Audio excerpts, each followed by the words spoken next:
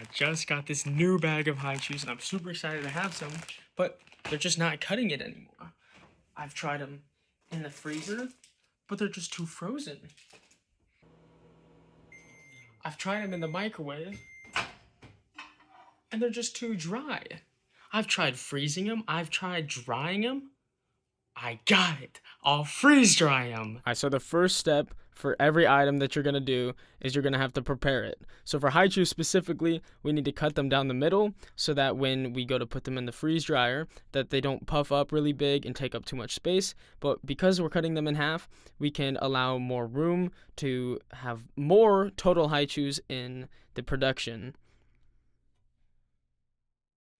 Now for this step, we're going to need to organize and lay out all of the high chew pieces that we just cut. We're going to have to separate them by sets of 4 because, like I said before, they're going to puff up really big. And so by separating them into sections of 4 or sometimes 3, depending on how big your cuts are, they are going to have more room to grow and not get stuck together, ultimately making better product. Now you take all of the sheets that you have cut and now you slide them all into the freeze dryer, nice and easy. You don't want to do them too hard to shake up the product around, just nice and slow so that they're all in, and then you lock it up. Make sure you press start on the correct settings that you can pre-organize for each item. Once your food is done freeze drying, you're going to take it out and set it down so that you can start getting the bags ready.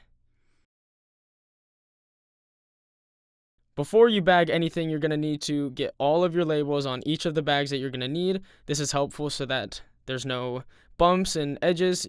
Once they're flat, you can just have an easier assembly process and overall just get them to look nicer. Once you do the front, you're going to need to do the nutrition facts on the back, and it's best if you put them at the bottom so that when people flip them over, they can just see it right there, right on the back, and then you just keep moving on. Here is some fully assembled product bags. All of these are for sampling and good for distribution.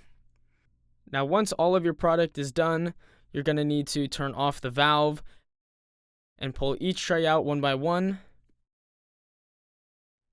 Once everything's out, you're going to have to weigh your bags and then tare them so that they are the appropriate value and the appropriate weight so that when you go to start setting all of your food in, it's going to be the exact amount that is on the back of your nutrition fact. This is important because to honor your customers, you have to provide the exact amount or a little more, because if you're less, then that's not valuing them and what they are spending because you're not giving them what they are paying for.